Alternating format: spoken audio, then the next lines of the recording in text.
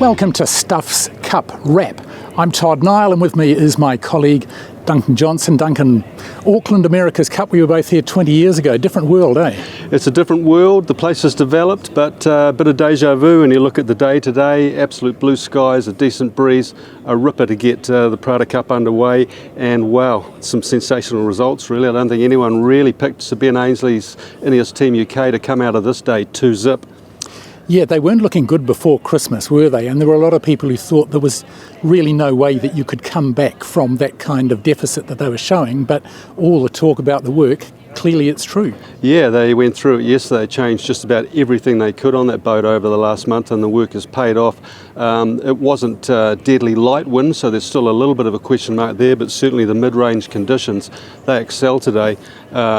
Perfect sort of start. They got the favoured right-hand side of the course. They made a good call there on a wind shift early against American Magic, and really just zoomed away, nearly a 1.5 minute win, and pretty much did the same in the second race against Luna Rossa. Obviously a little bit closer, 28 seconds in the end, but again they managed to control the right-hand side of the course. That wind seems to be getting funneled down the north head side, and they took full advantage of that. So great tactical work, but the impressive thing really is the boat performance. Yeah, I mean, even if you put the numbers aside, which were impressive, if you watch them, they were on the foils the whole time. They were tacking, going around the marks cleanly. You know, everything was almost textbook, which was not what it looked like last time. So they've really, lifted the whole game. Yeah, I don't think anyone doubts the ability of the crew, and particularly Ben Ainsley and Giles Scott. You've got multiple Olympic titles there. They've got a classy outfit all round, really, but they've found the extra gear in the boat that they needed. So they've dominated Friday. They've gone 2-0 up. Yeah, it's going to be interesting to see what happens from here now. All the pressure has suddenly gone back on the opposition, when we just thought going into this it was probably going to be a two-team race, but it's great for the Prada Cup. Yeah, can it be explained away? Can you say, well, they were lucky to get the side they did at the start, and from there no one was going to get them? Or, it did actually look like a winning performance, didn't it, rather than a lucky one? Yeah, it did, and I think the more dominant they got and controlled the race, which you can do if you get a start in this, it sort of reduced the match racing tactics, took it out of it, because they built up a handy lead, managed to protect it, and they forced a few errors from their opponents. Dean Barker got pushed out onto the wrong side of the course a couple of times, and we saw Jimmy Spittle do the same. So a couple of errors there, and the British took full advantage of that, so they're going to be really happy in there. I think they'll be pretty level-headed about it, but there'll be a bit of backslapping going on as well, because these guys have been under immense pressure. Ben Ainsley, you'd have wanted to be 2 points up, but did you really think at the start of the day you'd end up there?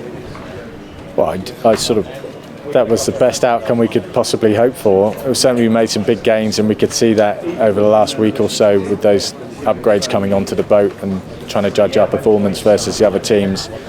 So we knew we were much more competitive in these conditions. We weren't quite sure just how competitive, but we also sailed really well. The guys did a fantastic job trimming the boat, getting the boat around the corners, and I thought Giles Scott, our tactician, had an almost faultless day reading the breeze, and so it's a full team effort, and I'm just really proud of the team for sticking with it and turning things around.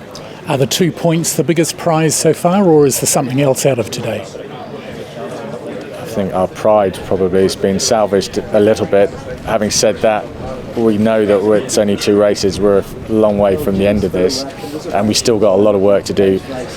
We talk about the lighter airs being a challenge for us with where we come from with the boat and the equipment, and I still think there's a lot of work for us to do in that area. It'll be interesting tomorrow to see with the lighter airs how we perform, but we know that we've improved significantly, but have we made enough of a jump?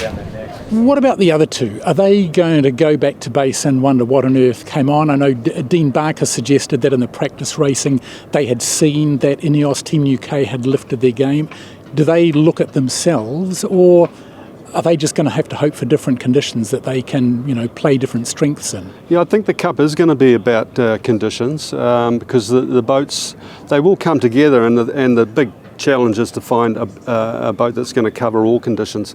I thought American Magic might have been a bit vulnerable if it was true that the British had improved as much, because this wasn't exactly their preferred wind strength. They have been going better in the higher winds, but I was surprised by Luna Rossa, because these were the sort of conditions that they've set their boat up with for from from day one, really, and they'll be really disappointed with that. I thought it was a bit of a sloppy effort by them. So, yeah, back to the drawing board, and in this game, you've got no time. You're going to have to go back and work out a few things and get back into it on Saturday. Terry Hutchinson, what needs to be done after today? What needs to be done? I think we go back and evaluate some of the decisions that we made, how we got to those decisions, and really just continue to fine tune from there, and not we've done enough racing that you win as many as you lose, and so it's really those opportunities that you continue to learn from and make sure that we continue to go out. The things that we did really well today was the boat was going really well. It just didn't show because we kept on maybe making the wrong decisions and how we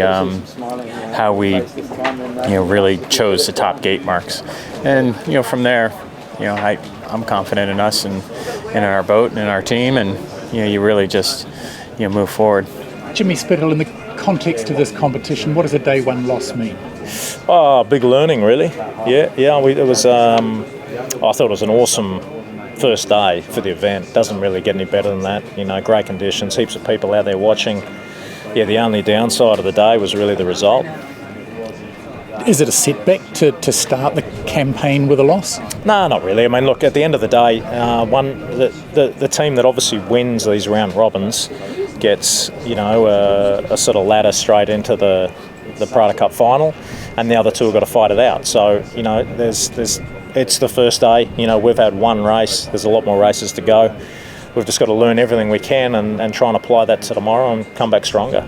So day two, what are we going to look for? Because, the two losers from today, I guess, will come together. Are we going to be trying to see who comes out stronger, or is it going to be hard if conditions are shifty? Well, I think it was important for the British to strike today because these were the conditions that probably suited them most when we look at the forecast over these first 3 days. Saturday is light winds. I mean, Ian Murray, the regatta director, admitted it could be tricky even getting going, although he's confident they will. But American Magic's got all the pressure on them. They've got they're the team with 2 races on Saturday, so they've got the most to sort of make or the most to lose. So a huge day for them. And I think Saturday we will really see whether Ineos Team UK have got some wheels in the very light stuff, which has been their Achilles heel.